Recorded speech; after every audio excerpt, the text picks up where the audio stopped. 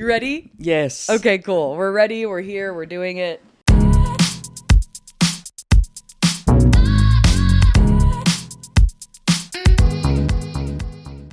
Well, welcome back to another episode of My Body, My Jokes. It's Morgan. Hello, I am here. I went to Solid Pink Disco last night, so I'm like exhausted. Trixie Mattel's DJ show, Rebecca Black was there. Wow. I lost my shit. She played Friday. Whoa. It was so good. She's Where so was amazing. At the Ogden. Oh my gosh. Yeah. That sounds really cool. It was fun. It was really fun. But thank you for listening to the podcast. Thank you for being here. If you feel nice today, I'd love your support on the podcast. Throw me a like, a comment, a share, a subscribe. Smash all the buttons. You know what to do. But I'm very excited because today I have a guest that I've been trying to get on for a long time now. Life keeps happening. Things get in the way. We get sick. There's conflicts. But I'm very excited to introduce registered yoga teacher, musician, clothing store owner now, fat activist, and amazing overall inspiration, Andrea Pares. How are you? Hi, I'm good. Thank you. Good. Thanks for I'm having excited me. to have you here. Yeah, I'm glad I to be just here. realized I should have asked you how to say your name before. Yeah, no worries. It's Pares? Andrea. Andrea Pares. Yeah. Pares. Okay, Yeah. cool. You're good. Yeah, I have a cousin named Adriana, and she hates when people call her Adriana. Yeah. So it's always like the A is always gonna trip me up. But Andrea. Andrea. Yeah. Andrea. Beautiful. I love it. So you were actually recommended to me by a friend of mine because a few months ago was like, I'm trying to figure out like who I can interview on the pod. I want to get as many perspectives as possible, as many people that are kind of in the same like sphere as, you know, like anti-diet, fighting Sure. against fat phobia, fighting against weight stigma. And it's kind of hard to find that in Denver, Yeah. in Colorado, because a lot of the time, if you're not already a part of that community online or in person, it's like there's only so many of us. There's only so many people. So a friend of mine sent your Instagram to me, and then that's how we got connected. That's so nice. And I'm so excited to have you here. Yeah, that's wild. Like we were just saying, I saw you at my friend's comedy show. Yeah, And I dating was is a like- dumpster fire. Yeah, and then I was like, oh my gosh, I literally just saw you. That's hilarious. Last weekend, I so. love that. I love that. And so you are here today specifically because you have kind of done something I feel like a little revolutionary in Denver is you've created a space to have bigger bodies only yoga classes. Yeah. And that's not really something that was a thing years ago in Denver. And No. if I'm correct, you also grew up like outside of Boulder. Yep. Yeah, I grew up okay. in Longmont. Okay, yeah. Yep. So I grew up in Boulder. So same toxic Yeah. weirdness of just everyone's thin, everyone's white. Yeah, I think Mm-hmm. there were like maybe 4 fat kids in my whole high school. Yeah. So Yeah. Which is so incredibly stigmatizing on its own. But then when you also put it in the context of being in the quote unquote most athletic state in the US or whatever Yeah. the fuck, it's like puts so much more pressure on it. Oh yeah, yeah. There's definitely a really nasty wellness culture, and it's always been a really big struggle to be fat here, Yeah. and I have been my whole life. So Yeah. it's always been pretty tough. I'm really interested to know, like, you kind of went from being really into yoga and being like, okay, all these people don't look like me. This is a very like thin, white, kind of like weird, almost cultural appropriation version of Yeah. working out. How did you finally get into like, no, now I'm not only am I going to become a registered yoga teacher, but I'm also going to host these bigger bodies only classes? Yeah. So I had tried yoga many times in Boulder growing up, and it always hurt my body. Like it didn't feel good. I never left feeling good. Yeah. So I just never thought yoga was for me. And then a friend a few years ago, maybe in like 2018, told me about a yoga teacher who went by like Big Booty Yoga, Katie Lafferty. I think she goes by Big Body Yoga now, but you can find all of her stuff on love YouTube. that. She has great classes. And I went to her, she had a workshop that was like yoga for larger bodies, and I signed up for it. I hadn't done yoga in like years and years. And I went, it was 3 hours, and we sat there and we talked about the origins of yoga, the roots of it, like what are we actually doing? We went through postures and how to make them better for our bodies. And like, you know, things that you should know, which is like you have autonomy in a yoga class. You Right. can do whatever you want, but like, you know, it's also, I think it's like the social pressure of being in a class. And so you want to do what everyone else is doing, even if it doesn't feel good in your body. And yeah, it was like the most validating class ever. And after that, I just started going to yoga, and I started following other like fat people on Instagram who were like just having a nice time and being fat and happy and cool and sexy and in love and having cool fashion. And I had never once thought that that was something that could happen. Like I really didn't. Interesting. Yeah. I really thought in order to be happy or cool or I don't know, have a good life or anything, I had to be thin. That was my entire life. I really I mean, thought that's that. the story that we're like fed our whole lives, and Yeah. especially in this state, unfortunately. Yeah. So once I saw that, I was like, whoa, this is crazy. It was like a huge shift. And Katie, the big booty yoga woman, and I are like very good friends. And so I'm sure she thinks this is weird, but like in no small part to her, like it really did change my life. Yeah. And so I was like, oh, I could actually just be myself and be happy. And why can't I Fuck just yeah. do that? Yeah. And then I just started going to yoga classes and knowing how to advocate for myself, what props to use, what to do. And I found a lot of like inner peace. It's kind of cheesy, but you really do. Yoga can be, can bring you like a sense of peace and calm. And it was really helpful to me. And I just started like feeling, I don't know, liberated. And I kind of was like, I have to do this. I need to do this. So I became a yoga teacher, which was really cool. I loved it, delving into the practice and the study. And I came out of it and I decided to do another workshop. So the woman I had met, Katie, moved because she's great. She's cool. She works for Yoga Alliance now, and she like moved across the nation. And so now we have like no fat yoga teachers in Denver at the time. And I was like, I want to be a yoga teacher. I come out of it. I'm like, I want to do a yoga workshop that's like yoga for larger bodies like she did. Maybe I can be the Katie to an Andrea. Yeah. So I decided to do a workshop, which was well attended. There was like 15 people and we kind of like went through postures and talked. And I think what I realized in that class was that people just wanted a regular yoga class that was just other fat people. Yeah. And so I was like, okay, what if I did that? What if I did a class every month that was like just for fat people? And it like accidentally popped off. Like I had no idea. Oh, fuck yeah. That's awesome. I didn't know that it would be so popular. And it was like selling out for like the first year. I had to do 2 classes every month, and it was really cool to see. And I just met a lot of really cool people, and I met a lot of good friends I still have now. And yeah, I think a lot of people, like no one's experienced that. It's crazy too, because if you go to other places in the States, you will find curvy yoga, fat yoga. You will find it, but like not here. Like I went to visit a friend in Minneapolis and I just looked it up for a week, like what yoga classes there were. And there was like at least one fat curvy yoga every single day. That's so interesting. Yeah. So what do you think is like the obstacle? Like what's holding Denver back from having more of that? Fat phobia. Yeah, that's probably a good answer. Diet honestly. culture. Yeah. I think that this class could never have happened 10 years ago. In Denver, would never have been successful. Yeah. In the past 10 years, there's been so many people who moved here from the East Coast and the Midwest and all over, and we have way more diversity. That's saying a lot considering there's like still not any. Yeah. So there's a lot more diversity. There's rarely people I meet in my bigger body yoga classes who are from Colorado. I'm like very rare. Oh, interesting. Okay. Also, but I think that's just Denver. Like you never meet Denver, other people there's a from lot of Colorado. transplants. Yeah. So, I don't know. I think it is really interesting. It's really fun. It's like one of my favorite classes I do. I teach regularly throughout the week too.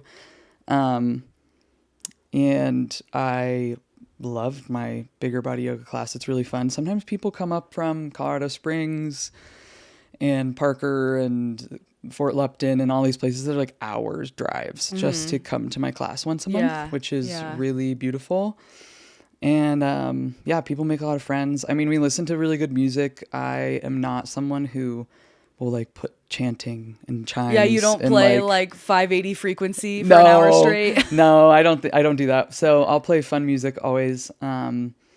I sometimes will have a class and like everyone starts singing Mariah Carey, and it's like really funny. Oh, that's awesome. I had a student reach out to me once. It was like his first yoga class with me, and everyone was singing Mariah Carey, and he was like, I just started crying. I've never been in a group where I felt like so comfortable. Yeah. And like everyone was singing, and it made me laugh, and then I was like crying, and I was like laughing and crying, and I was like, oh, that's awesome. so nice. Oh that's my God. Really beautiful. To Mariah Carey of all things. Of course, yeah, while we're doing yoga. Hell yeah. So silly. So I don't know. I guess my goal with yoga is to make it more accessible to people in general. Yeah. So, of course, to people in different bodies and people in different economic backgrounds, and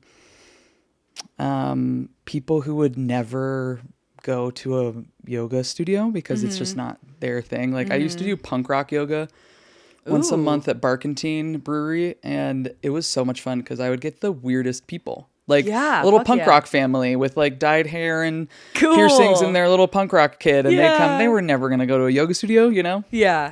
I think my introduction to yoga was probably brewery yoga too, so which is honestly really fun. Yeah, Denver the does stakes have are low. Denver has a chokehold on like the what would you call it? Eccentric yoga, like kitten yoga, goat yoga, beer yoga, at the high brewery yoga. I work at, there's a rescued pig yoga. There you go. See, there's always There's something. just these little piggies walking around. I would go to that though. They're really nice. I wouldn't go to a normal yoga studio. I would go to that though. Yeah, the rescued pig yoga is very, very silly. The first time they did it, that I was working at this brewery, they advertised rescue pig yoga, and then it was like also Father's Day, and for Father's Day they did like a pig roast, and it was like the week after. Wait, what? It was like the week after. Oh no. And I remember seeing like both of the posters, and I was like,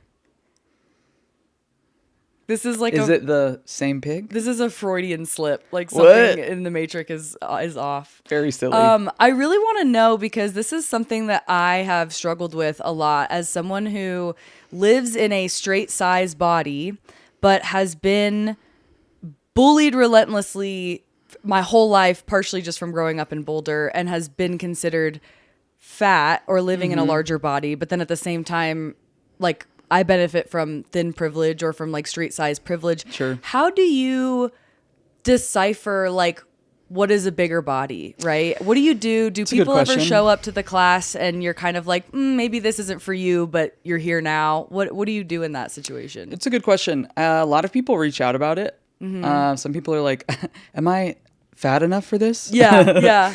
And I generally say, like, if you are someone who was like bullied, or you feel uncomfortable in a yoga class because of your size or shape, then you belong in the bigger body yoga class. Yeah. Sometimes I'll get like tall, gangly, big dudes, you know, who aren't necessarily like fat, but they're like big. Yes. Sometimes I'll get people who bring their sister or their mom or their friend and that person is straight size, but their friend is fat, and they would never go without their friend going with them. And I'm like, great, come in here. Like, it doesn't matter to me. You're obviously cool.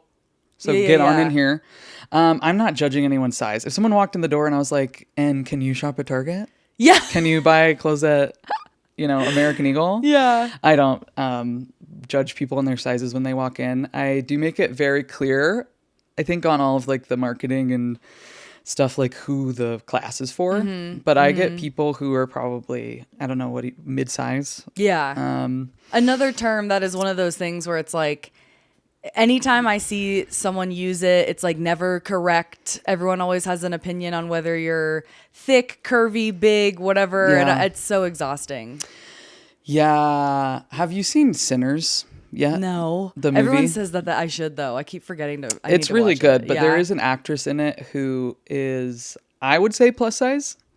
And the internet is like, she's not fat, she's just curvy and stuff. And I'm like, this is crazy. People are so interesting, how everybody labels everyone else. Yeah. Well, and then also using fat as like a bad word instead of just a descriptor. Yes. Like, you can be fat and like be sexy and be attractive. Like that. Totally. It's just a word.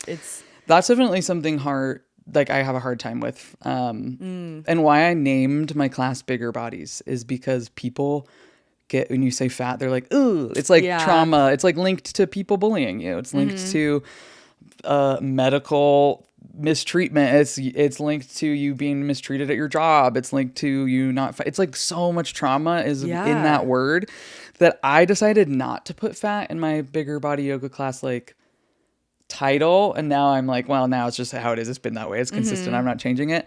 But I think in retrospect, I probably would have just called it like fat yoga. Yeah. But yeah, you know, that is really like interesting, because I heard on another podcast you were on, you were talking about how, like, unfortunately, and it might be different now or maybe different in certain parts of the internet, but unfortunately, like, the fat community isn't necessarily the most supportive of each other because fat phobia is still so rampant, and that's something that you're taught.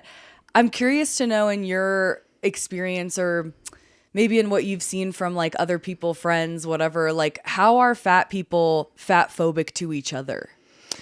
I think, well, now that I have this beautiful community, like in this community, I don't see it. That's not That's happening, good. you know? But I think it is very prevalent. Because we're taught to hate fat people as well. And so I think sometimes the meanest people with the worst fat phobia and who say the nastiest things to people are people who have lost weight recently. Yep.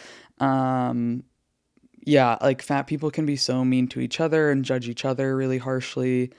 Just because we were taught to. I don't know. But in like my Bigger Body yoga community, that's not the case. I also discovered years ago a really beautiful Facebook group. I'm like never on Facebook unless it's for like Facebook Marketplace. Yeah, same. Or specifically this group is called Denver Fatties. Yep. And I rocks. love that group so much. I love Denver Fatties. It's so much fun. Everyone's so cool. Everyone puts like, hey, I'm looking for a outfit for this wedding, or I'm looking for a doctor for my knee surgery who's not gonna tell me I need to lose 40 pounds before I can do this thing, you know, or whatever. It's like a really great resource. And I was doing like clothing swaps and things with them and for them. And so like I originally got a lot of my Denver yoga people from Denver Fatties. Beautiful. And a lot of friends from that group. Yeah, beautiful. Yeah, which is really cool. So yeah, that's a really cool group. I'm a part of it. And like I love just feeling like everyone is genuinely there to help each other out. Yeah. You know, and it's not this like shameful, like, I'm going to post diet advice or whatever the fuck. Like, it's genuinely like no, like, let's keep each other safe. Yeah. Yeah. Yeah. And the admin are really great. And if someone says anything about intentional weight loss, they're just like, boom, knock you out of it without even thoughts. They're like, you're out. Fuck it. So yeah, it is a super safe place. And I think too, like, I grew up, like, most of my friends are straight size, like the people I met in school and life and growing up in Colorado. And they are now much more educated about fat people, fat experiences, medical things, like stuff like this, cool. Which is really cool. Like, I was talking to one of my really good friends, and he was talking about how his younger sister had gone off to college, and when she came back for her first semester, after her first semester, their mom was like, you gained weight, whatever. And my friend just looked at his mom and he was like, we're not going to do that. Yeah. Hell yeah. Mom, we're not doing that. Yeah. And I was like, that's so nice. Like, that's just like, you know, naturally skinny dude but like he advocated for his sister. And I was like, that's beautiful. Awesome. Man, I wish my brother did that for me. I know. I think, well, I mean, in my family, we all grew up in diet culture. So I think it still has a little bit of a hold on all of us, even if we don't want it to. It's still there. Yeah. I mean, it's so weird. Like, right now, I'm dealing with this weird, you know how sometimes on social media, like, you might post something and it's just kind of whatever, but then it'll like, someone will start commenting on it like a week later and then it starts to pick up, or like you'll see, like, I posted this video where it was like it's kind of hard to explain. It sounds so dumb, but it's like Bo Burnham's joke where he's talking about like a girl in a straw hat, like with her arms out in a cornfield. And then it's like, that's a scarecrow. And in the video, I say like, only eating whatever 1,800 calories, working out 7 times a week, being obsessive, like, oh, that's actually an eating disorder. Like, that's not a diet plan. That's like you having an eating disorder. And when I first posted it, nothing happened. But now I'm getting like so many comments from women who are being so defensive of how restrictive they eat and how mad they are that I'm telling them they have an eating disorder. Yeah. And it's so weird to me that it's like, you're coming to my platform that is very clearly an eating disorder recovery platform. It says that on all the videos, on all the things. And you're getting mad at me for calling out a diet culture that is making you feel like shit, but you would rather still feel like shit and hold on to it than recognize that like maybe it's not worth it. Yeah. People who are so steeped in diet culture are very defensive of it. Yeah. And they love to talk about it, especially if you're fat or you're in the culture. Like people love to bring it up. Yeah, it's almost like a weird rule. It's like if you're on a diet, if you don't talk about it, it doesn't work or whatever. It's like, it's so fucking annoying. And maybe it's just like today for some reason, because I also have a joke that I posted online about how I like being a thick girl, but it's annoying when it's hot outside because my thighs rub together like two Mormons pre-marriage. Yeah, that's real. And that's like a joke that I do on stage all the time. And so I posted online, and like all these people are like, "You're not thick. Is thick in the room with us? Girls who are skinny shouldn't be making thick jokes or whatever." And I'm just like, you're like, what? But the other day, everyone was calling me fat. Like, Yeah. what do you want me to, like, I'm just a person. Like, does it fucking matter? My thighs rub together. Anyone whose thighs rubs together can relate to that. It doesn't matter what they weigh. Like, all of our thighs touch. Yeah. So it's just so dumb. Yeah, people, I think it's tough because it's like one of the things that people still feel like it's okay to do, to bully people about and to talk about. One of my really good girlfriends, like on her dating app profile, she's like, no ableism, no transphobia, no, all these things, no homophobia. Which is and like then the she bare writes, minimum. No fat phobia. And men will match her just to argue about fat phobia. What the fuck? Like, get a life. Yeah, it's crazy. And so she was like, why do you think that is? And I was like, because people still believe that it's like a choice. Like I'm actively making a choice to be fat. I'm not. I'm just living my life and this is my body. Like, Yeah. I don't know. I tried for years, I'm sure you understand. Like I definitely went through cycles of disordered eating and all sorts of dumb things that were sanctioned by doctors. And, I tried for my entire life, probably from when I was like 12 to when I was like 27. Yeah, and, like, dude. Yes. The light went on and I was like, oh, this isn't what are you doing? This is so stupid. You're wasting your life. What could I have done with all that space in my brain? I know. Can worrying you about that? imagine all of the times that you spent like thinking about food, exercise, calories, clothes? It was like my entire life. Same. And I was hungry all the time. Oh, yes. So I was just thinking about what I was going to eat next, and it was going to be Slim Fast. Oh, God. And like still sometimes, this is crazy. I don't know if you have this, but I still have like little things from like diet culture life that I have nostalgia for. And it's like Special K red berries. Oh my God, like the freeze-dried strawberries? Yeah. Yes. Love that salad. Yes. Or that cereal. I also love like cottage cheese and rice cakes still. Dude, rice cakes, caramel rice cakes kind of slap. Like I'm not gonna lie, those things are good. I love them. I think it's just like it's a salty, crunchy. Yeah, and it's like eating air, but it's like exactly. It's like popcorn. It's like it's a the texture. Same thing. Yeah. Oh my God! I also realized. Sorry, I'm like can get off on 1,000 subjects. I have ADHD. Welcome. Yes. Something I learned recently. But I was following like an ADHD dietitian on Instagram, and I realized all of these things about my life that were true were because of ADHD. Like I want salty, crunchy snacks because they like hit a dopamine response in your brain. And I was like, yeah. That's like why I'm made of popcorn and rice cakes.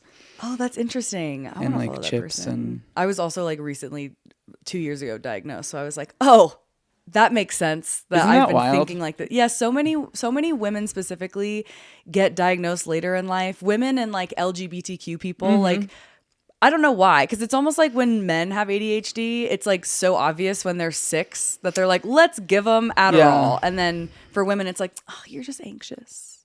You're just dealing with a lot. Yeah, And I'm then- like, oh, have you looked in my backpack, Mom and Yeah. Dad? It's like just jammed with Have you seen my assignments. pencil case? Yeah, it's just fully. It's I've fucked never up. once used a planner. I've bought lots of them. Never successfully used one. Just ADHD things. ADHD things. Okay, so I want to know, as someone who has also been through this kind of like weird journey of like, you grow up in diet culture, you get to a certain age, you're like, fuck this. You go the complete opposite direction. You're like, I'm not only going to find like food freedom, I'm going to find like body acceptance. Yeah. I'm going to work actively in the community to also help make that happen for other people. What was your ultimate like, I'm hot and I'm healed moment? Have you had one? Oh my goodness, I'm hot and I'm healed. Okay, well, this is so funny. This is like a hilariously like stereotypical fat girl dream. It's not, but it is. I was following all these people on Instagram, and there was a lot of fat people doing, what am I thinking of? Not like boudoir photo shoots. Ooh, yes. And I loved them. I was like, ooh, I'm looking at these. These people have similar bodies to mine. I think this is really cool and they look hot. And I was like, I want to do a photo shoot like this. I had a dream. This is my dream. This is so funny. I had a dream that I was doing a boudoir photo shoot, but instead of like, those like for burlesque, there's that classic like giant martini glass. Yes. And they're like in the martini glass. It was a margarita glass. This is important. Okay. And it was full of nachos. And then I was in it naked. And I had like little tortilla chips What? on each nipple. That's hilarious. Yes. How did you make that happen? Did you get like a It was a dream. Oh. It wasn't real life. Okay, here I am thinking that I would love to make it happen. I missed that part. Let's do that. Anyone listening? Let's make that who has happen. A giant I'm in. margarita glass. Oh, it would be so painful. You'd get all cut up from corn chips. Yeah, you'd have to like make like felt nachos. I feel like there were also hamburgers in there. But anyway, okay, that's a dream I had, which is hilarious. And you woke up and you were like, everything's good. I was like, I need to do a boudoir photo shoot. I should do that. I remember in 2019, my goal, this is so silly, but my goal was like, next year you're going to wear overalls and feel comfortable in them. Because I'd always put them on and felt like my body was too seen. Like you could see my belly and you could see, and I was like really self-conscious about it. So then a friend of mine was like, I'm a photographer. She was also fat. I'm a photographer and I would love to do a boudoir photo shoot with you. I was like, yeah, let's do it. Schedule it March of 2020. And then of course the pandemic hits, so we don't do it. And I decided to say, fuck it and do it myself. ooh. And so I like set up a room upstairs in my house and I had like gauzy curtains and I had all this lingerie I had bought for the photo shoot. And I set up like my iPhone and I was like taking all these videos and went through stills and like took screenshots of them. And I was like, this is, first of all, I'm fucking hot. One. Hell Two, should I be a photographer? Yes. I was like, wow. It was really nice too, because so I am also a musician. Before COVID, I was a full-time musician. Like my entire life was like Very rehearsal cool. and touring and creative stuff. And I was just like constantly around people. So when COVID hit, I was like alone. Yeah. And I had no creative outlet. So I think that was also like really good for me to have a creative outlet. I was like seeing myself as light and lines and shapes and colors as opposed to just a body. Yes. Yeah. And I also had a really good friend. Okay, this was a good friend of mine, Cam Barker, shout out. He's a really great artist, beautiful artist. I was in love with him in 6th grade. I thought we would get married. He's gay. He's super gay. Isn't that really always gay. the way? It's always the way. He's like a beautiful, now his art is like about gay sex, which is like so funny. I was so in love with him. We've talked about this. He knows. I Iconic. still am in love with Yes. him. But he also asked me, I think in that winter when he came home, like he lives in New York, being a cool artist, if I wanted to sit and be a nude model for him and his mom, who are like figure drawing. Mm-hmm. And I was like, sure, I guess. And so I went over to their house. Oh my God. And I got naked and sat on his pool table, which we played pool on, since 6th grade in his basement. I'm sure if any of our friends, not like all of my friends follow us anymore, me around what I'm doing, they're probably not listening to this. But they're probably like, oh, good, Andrea's naked butt was on that Hell yeah. pool table. Hell yeah. But yeah, so I was just naked and like doing on different. a pool table. Yeah, it was very funny in their basement. And then they went and they showed me the drawings they did. And it was so beautiful. Like, it was so beautiful because they were looking at me in the same way. They were looking at me as art. They were like, this is the line and the shape and the texture. And like, they were looking at my body as art and seeing it drawn as that was like really beautiful. God, I would really recommend doing that. Yeah. I mean, people get paid to do it. It's like difficult work because you have to stay still. Yeah, that's the only thing that would suck is being in a position and like, what if you get a cramp or what if you have an itch? Yeah, I think you probably just say it. You're like, hey, can you guys stop for a second? I'll go back to the same position. Yeah, close, yeah. And I've done figure drawing classes where I am drawing the figure. And it is such a different experience. You just kind of forget that person is naked in front of you. Right. You're like looking at like the muscles or like the way that the skin like reflects the light. Where's the texture? Yeah, that's interesting. So I think it was like me just taking a huge leap and it was not just like me taking these photos. I decided to post them online. Fuck yes. Yeah. And I was just like, I had just turned 28. I turned 28 right in the beginning of the pandemic in 2020. And so I was just like, this is 28. This is what I'm doing. This is who I am. I hate that like I became so confident in my body and myself right when we went to quarantine. It's really good timing. You know what's interesting though is excellent timing. So many people I know went through like transformative shit during quarantine. Yeah. Like, and I was in Florida during COVID. So like, it was a very different experience than I'm sure it was here. But like, that's when I started doing comedy. And that's when like my entire life changed in 2020. Like I became a completely different person. I know so many people that did the same thing, whether it was losing their job and then pursuing their actual passion because they had nothing else to do, or realizing like because they were spending so much time at home alone with themselves that they were like, I think I'm actually going to heal my fucking shit now because I have time to. You have time to. Yeah. So I love that. I love that you were able to kind of break out of the matrix in a way and be like, no, my body is like just a body and it should be appreciated for all of its like curves and lines and shapes and everything. Yeah. I think I still struggle. Of course, I don't know how I couldn't. I still do struggle all the time with like how my body looks. I feel like I have the opposite of body dysmorphia where I actually get up every day and I'm like, you look fucking hot. You look so good. This is a great outfit. You look good. And then I see a photo of myself and I look really weird in that photo. And I'm like, what? Is that how I look? Oh my God. Is my posture bad? I don't know. I was just talking to my nutritionist about that. Because like I'm the same way. Yeah. It's almost like we're not supposed to perceive ourselves. Big fucking deal. Like, it's almost like we were never supposed to have cameras or mirrors or anything. And we were supposed to just live our life and not be able to like see us. I read something like a while ago that was like, for thousands of years, like the only reflection or the only type of perception that we got of ourselves was looking at the reflection of us in water. Which would have been a bad angle. Exactly. Not only a bad angle, but it wouldn't have been, HD. It would have been very blurry. Like, I didn't really know what. Yeah. Yeah. So you get the gist of it. You're like, okay, I have brown hair. I have two eyes. I don't know. Like, but you were never supposed to like be able to have a magnifying makeup mirror where you can see every pore, or be in a fucking Marshall's dressing room where the fluorescents are so bright you can see every hair on your body. Oh God. It is like that sometimes though. I think my discovery of yoga helps a lot in that. Yoga is okay. I was thinking about how I could like really talk about this because I'm not always like the most eloquent.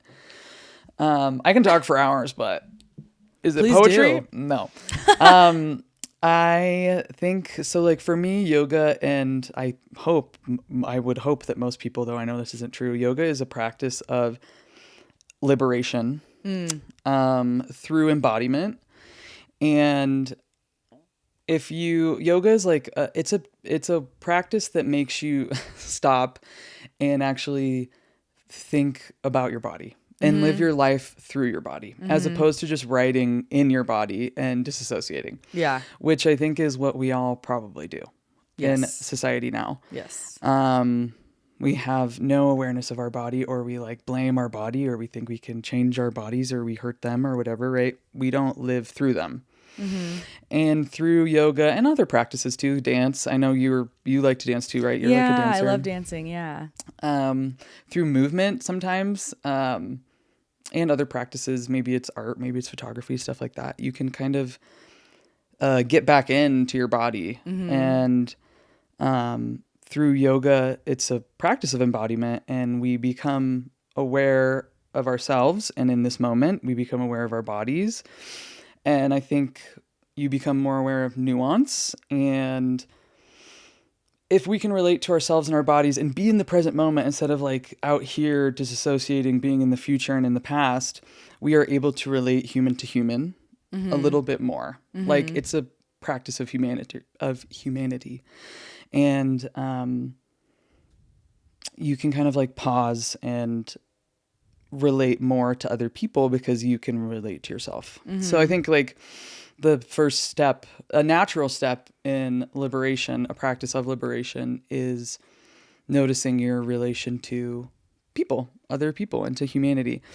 And so in that way, yoga is a practice of liberation. And I think there are lots of studios that aren't that. And a lot of people practice yoga who don't do it that way, which is fine and reasonable. We all do that.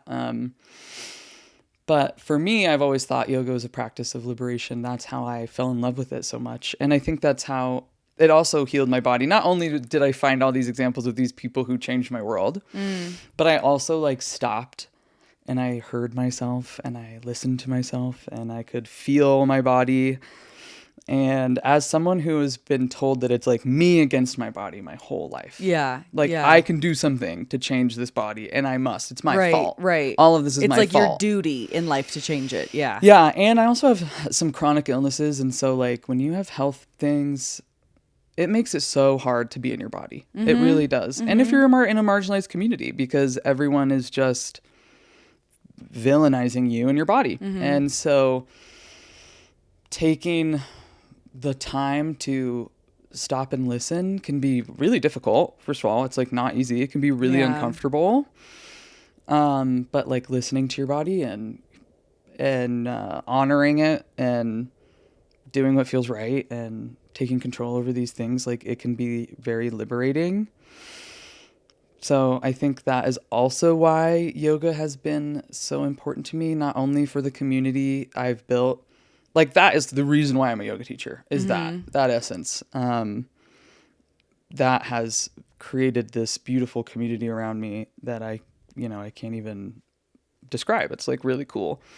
And a different relationship to myself and the world around me. So I think if anyone like really wants to examine their relationship to themselves and to others in the world, yoga could be a practice that could be really helpful. It can be uncomfortable at first.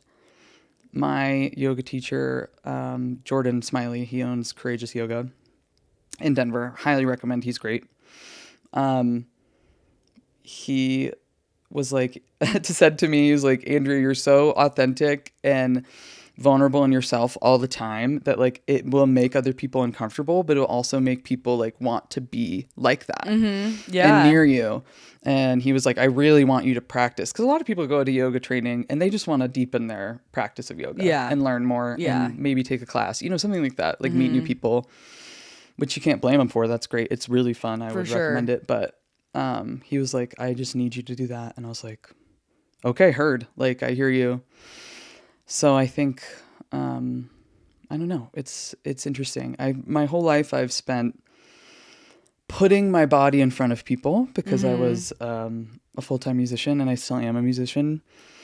And I was always putting myself in front of people, and I didn't realize that to other fat people, that was really healing to see me on stage singing and not caring. And being a badass, and I didn't know because those were the years that I hated myself. And then I'm also like, I've always been in the service industry. I'm a bartender, so I'm constantly around people.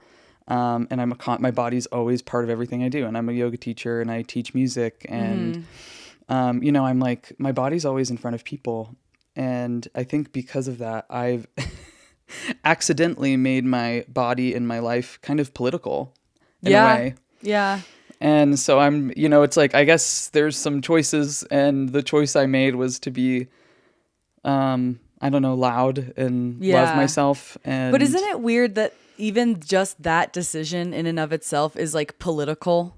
Yeah. It's so like, it's almost dystopian in a way that just existing and being in, whether it's a large body, like a marginalized body, any body that is not cisgender, white, able-bodied, yada, yada, yada, like that's a political thing. That's crazy. Yeah. Considering that we're, 8 billion people on this planet? Like there's so many variations of human, and yet there's only a few types that are like supposed to be what you are, like what is acceptable. Yeah. That's crazy.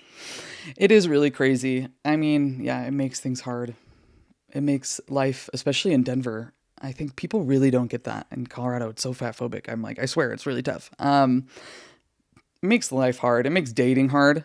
What a treat. Yes. Yeah. What a treat. Yeah, I don't know. It's just like it's a lot of things. It makes life hard. I think in general, I'm sure a lot of people, I'm not the only one who's like experienced being judged for my weight and size for jobs, especially when I was a musician, people wouldn't really care about me. Oh, I've walked into yoga studios I'm substituting for, and the population is all skinny white ladies, and they're like, "Who's the teacher?" And I'm like, "Oh, it's me." And they're like, hey, "Oh, bitch, you're what's the up?" teacher." Like I've had some weird interactions with people. So like it still happens. But Yeah. I don't know. I'm just like, I struggled a lot with dance for a long time because I grew up as a dancer, and then, when you get to a certain age, dance is kind of one of those things where it's like you don't really keep doing it unless it's like a job. So once I was more into like teaching age and no longer like go to a studio and compete age, I started to like look back on all of the bullshit I had been through with my body and just how toxic it was. And I was like, I don't want to do this anymore. And I stopped doing it. And it wasn't until last year, or maybe I guess now 2 years ago, that I found a dance studio where like there is a lot of body diversity. And not only is there a lot of body diversity, but there's a lot of empowerment and body positivity because it's a burlesque pole, and they have other styles, but mostly burlesque and pole type of studio. That's cool. So like women are going in there and they're like, I'm going to wear a bra and panties in class. I don't give a fuck. Like my ass is out. You know what I mean? Like there are people showing up wearing like bathing suits to do pole. I'm like, Yes, okay, we're doing sure. it. Like we're in it. You know what I mean? And it's so inclusive, and it feels so nice to be a part of that because, yeah, you really don't realize how impactful it is until you see someone that looks like you doing something and you're like, oh, so I'm not this crazy anomaly. Like I'm just a human being existing the same way they are, and I can do that too. Yeah. Yeah. It's so cool. Yeah, it is cool. I think sometimes I wish that there's more representation. Like sometimes I like want things to happen and I'm like, why has it got to be me? Why do I have to be the this? trailblazer? Yeah. Yeah. But I also, I think because I was a musician, one of my superpowers of life is trying things and not worrying about failing, because when you're a musician, you fail a lot. People tell you they hate you to your face because of who you are as a person. So that's cool. Yep. You like through the arts kind of growing up that way, you learn a lot and you just kind of like adapt and change and you just keep moving and you try new things. So, I guess I am used to just like trying things on and seeing how it goes. And so I am really thankful that the Bigger Body Yoga in Denver has done so well. I would love for there to be more fat yoga teachers in Denver, and then I could go to their fat yoga classes. Well, and maybe you'll inspire great. The same way Katie inspired you. Maybe you'll inspire more folks to go after that and become I've already met one. Hell yes. See, so it's hopefully working. she teaches some more classes. I think teaching classes is hard. It's a lot of energy output. Yeah. But is also cool. I don't know. I like it. I like talking to people and being in community and moving That's my body. wonderful. I love that so much. Teaching is a lot. I used to teach dance but I taught kids and I was like, this is awful. Teaching a lot of kids is hard. Yes. Yeah. But I'm sure with adults, it's also a different kind of hard. In ways, I think it's interesting. Even like, because when I was teaching voice lessons to adults, which I love, it's a lot of like, it's a lot of like healing. Like people were like, well, this person told me when I was in 12th grade that I was a terrible singer and no one should ever see my face again. And so I haven't sang ever since then. And I'm like, oh, wow. You've really held on to that. Yeah. For like you're like, let's couple unpack of that now, I guess. Yeah. So it's a lot of like listening and relating to people. And I don't know. That's cool. It's a cool like position to be in, to be, even though it can be exhausting to be like a leader in a space. Yeah. It's so rewarding because then you do have the people that are like, hey, thank you for doing this. You changed my life. Or like you helped me get to XYZ goal. That's so cool. Yeah. I love that for you. Before we wrap up, I want to play a game with you. Sure. And this is something that I'm like doing kind of newer on the podcast because I think it's funny. Do you know what the words cap and bussin' mean? I guess I know probably what bussin' is. You know, so what? Like, just go ahead and tell me. So like cap is like, no, that's stupid. That's like if someone's lying, you're like, oh, you're capping right now. Like cap is like, no, this isn't a good thing. Bussin' is like, no, this is a good thing. This is good. Yeah. You say this food is bussin', this outfit is bussin'. Mm-hmm. Or if you don't like your outfit, you're like, oh, this outfit is cap. So I want to play a game with you. It's called Cap or Bussin'. Great. And I'm going to name 20 things that have to do with either diet culture or just general trends right now. And I want you to tell me if they are cap or bussin'. Okay. Okay. So here are the 20 things for you to tell me if they're cap or bussin'. Ready? Lululemon. In between. In between? Okay. Between. Doing yoga in socks. I do it sometimes. Yeah. So bussin'? I don't know. I'm not in support, but sometimes it's cold. Okay. White people saying namaste. Right. Cap. Cap. Right. Okay. 100 calorie pack snacks. Cap. Although I have to say that those little Oreo ones, again, that's a little the diet little culture. thin Oreo ones were low-key kind of fire. Yeah. It's one of those that like I think about. Okay. Farting during yoga, even if it's silent. Cap. Doing yoga high. Fine. Yeah. Not neither or. Yeah. Have you seen the Pilates body trend? Yeah. What do we think about it? Cap. I feel like Pilates is hard work. Anytime I've taken a Pilates class, I'm like, I'll do fine because I do yoga. And then no, it's the most humbling thing ever. Yes. But the whole trend of like, you have to look this way or else gross. It's so absolutely stupid. not. Body positivity. Bussin'. Yes. Body neutrality. Bussin'. Body acceptance. Bussin'. Plastic surgery. Neutral. Okay. Morning routines. Oh, I wish I was better at them. Bussin'. Okay. Eating only organic. Cap. I don't know. Neutral. I know it's like just not it's not always accessible. No, it's not accessible at all. Well, is the economy going to stall? In which case, I can't know. afford Whole Foods. At this point, I'm like, put all the chemicals in I don't give a fuck anymore. Buying yourself a little treat. Oh, bussin'. Socks and sandals. Bussin'. Same, right? Same.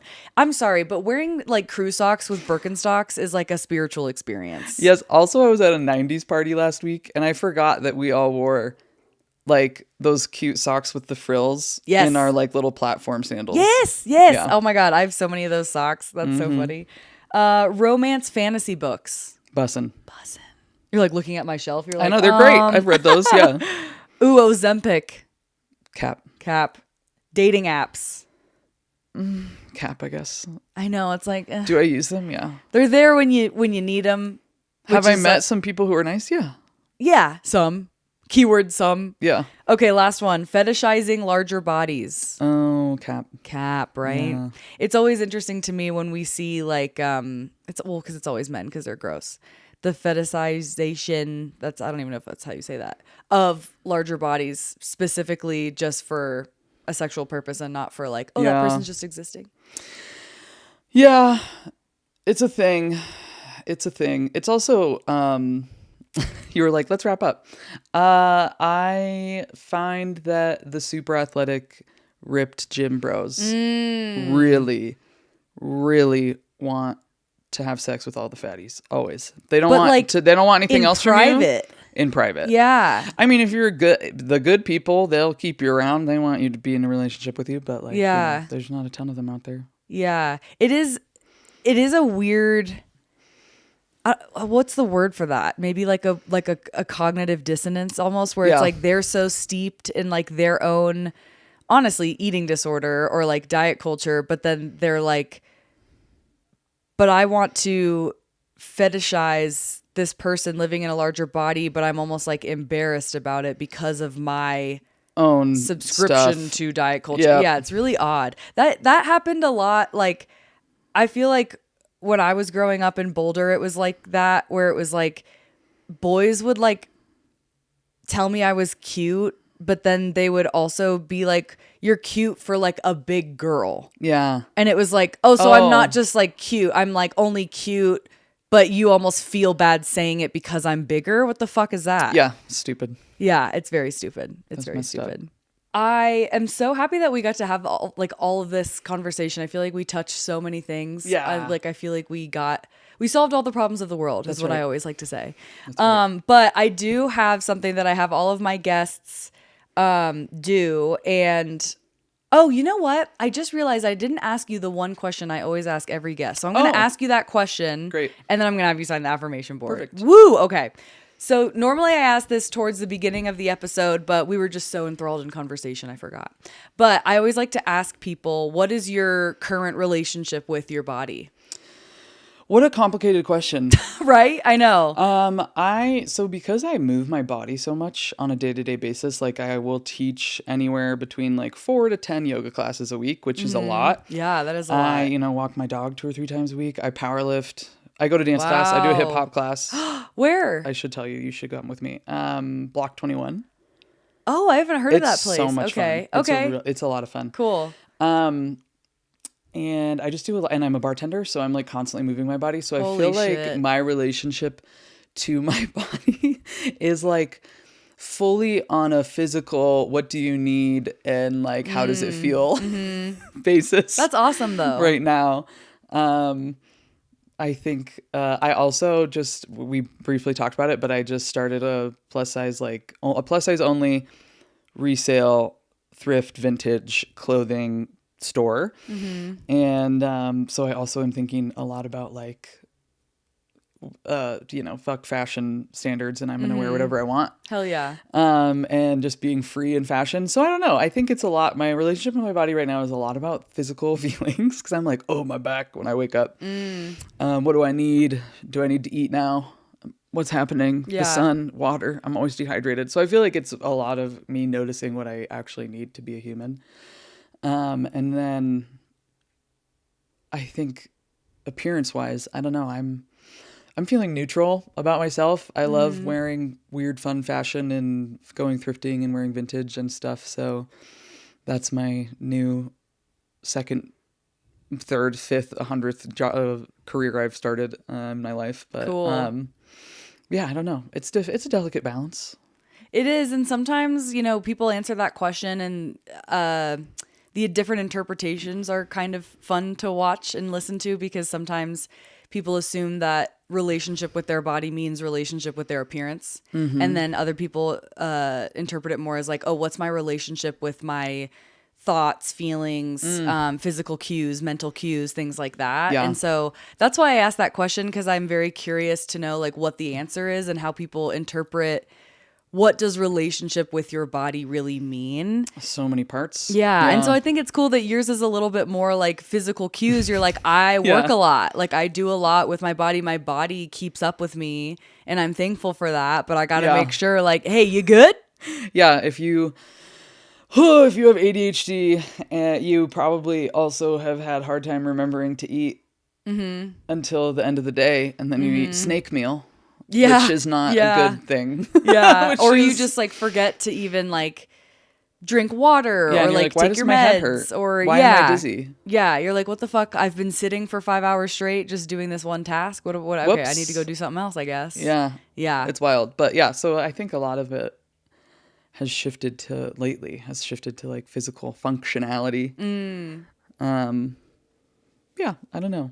I love that. I think that's great. So with the affirmation board, Yeah. I always have everyone sign this so you can write down your favorite affirmation and pick whatever color you want. Okay, let's do it.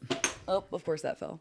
I need to find a better place to put that. Okay. But yeah, we got a lot of signatures on there so far. So excited to add a new one. Cute. Yeah. Nothing matters, so make it nice. That's a good one.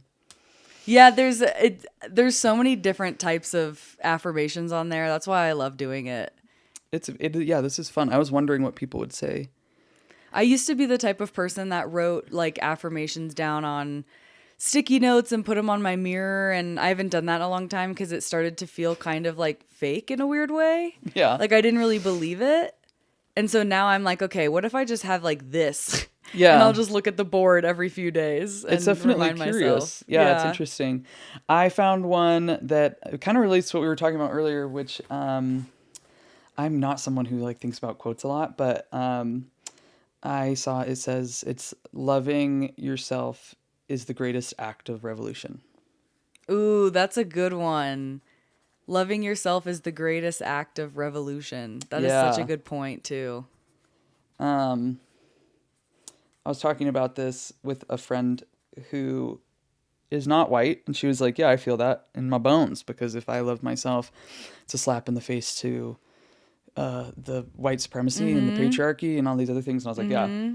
The same way that living in a larger body and loving yourself is like going directly against everything that we're told about health and dieting and blah, blah, blah. The same way that if you're an LGBTQ person and you love yourself, it's going against like heteronormativity and the patriarchy and this weird fucking administration we have. And it is, I love that quote because it's so casually like powerful. Yeah, it does feel You know? casual, but it really is. I think, I think putting photos of myself on the internet half naked was like a big rebellion against the white supremacy hegemonic nonsense. So, Yeah, that's amazing. yeah, I think saying like, trying to love yourself is a really big deal right now. Absolutely. And it's so important to do that. And it's so important to remember that there are other people like you out there. And it's worth loving yourself because when you really zoom out and you really think about it, none of us fucking know why we're here. Yeah. We don't know what we're doing. We don't know what happens when we die. We're on a rock in space. We're so insignificant. Like, you might as well love yourself for the very short amount of time you have here, because why would you waste it doing anything else? Yeah, I really agree with that. Well, thank you so much for coming on the podcast. Yeah, of course. I hope if people hear me and want to come to my yoga class, I hope they do. Yeah, I was just going to ask, where can everyone find you? Well, let's see. I mainly use Instagram for my yoga stuff. Andrea Pares. It's Pares yoga. I don't post a lot anymore because social media sucks my soul. I get it. But yeah, that's where I post about bigger body stuff and punk rock yoga and fun stuff like that. And my normal classes throughout the week. If you are like, I just want to take a normal class with you, you can. And those classes are often half or all bigger body people anyway. Fuck that's the people who come to my classes. Yeah. And then also my new clothing business, Big Fat Mood. So you can find us at Big Fat Mood Resale. We just had our first Fat and Fresh market where I organized, I don't know what I'm doing ever, but I organized all these plus size only resellers vintage. And then other like fat people who make art and tattoos and stuff. And we had it at Lady Justice. And it was really popular. So I'm going to do it again. We'll do it again. If you want someone to have a podcast station, I would be more than willing to just have a mic and just have people like come over and could like talk about what is plus size fashion. Yeah, just like answer one simple question. I've always wanted to do that. I've always wanted to set up the podcast somewhere at like an event, or like I was really wanted to go to Denver Fashion Week and like see like, that's soon. hey, come over and just like let me ask you one question. You don't have to sit here for long. You can sit here for like 3 minutes. Give me your answer, and then I'll just like put them all together in one big episode, one big collage. I always love thought that. that'd be cool. That would be so fun. I would love to do that. We should do that. Yeah, I like that idea.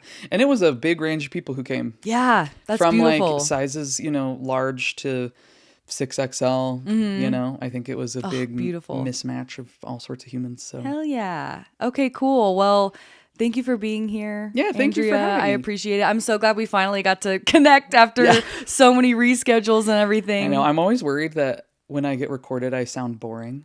No, not at all. Was I boring? No, not at all. I'm like, this is yoga. I get This it though, is my because life. it sometimes you forget that like when people listen, you're like, oh, they may not be watching the video. They can't see my face. Yeah, exactly. But people can tell the intonation in your voice. They're not going to. Hopefully. Yeah, you're totally good. You're totally good. I'm honored to be your first sit down podcast. Yeah. This is so exciting. It's different being in a chair and a mic rather than on a Zoom. Yeah, So it is. I get it. agree. But please check out Andrea and all of her amazing yoga classes, everything that she's doing. Hopefully there'll be another market soon, and I'll post Denver it. I'll put it everywhere.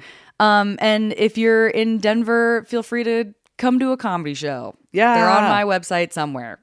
I don't know. There's always dates being put up on there. I don't even know when this is going to come out. So thanks for listening. I appreciate your support. Please, go follow Andrea, follow me, share your thoughts, feelings, dreams, convictions to mybodymyjokespod at Gmail. Send me your stories. Sometimes I like to read them out loud.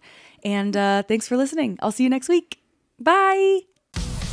Thank you so much for listening to My Body, My Jokes. Please be advised that the information provided in this podcast is for general discussion purposes only and should not be considered medical advice. Always, always, always seek the advice of a qualified healthcare professional with any concerns you might have regarding the topics discussed in today's episode.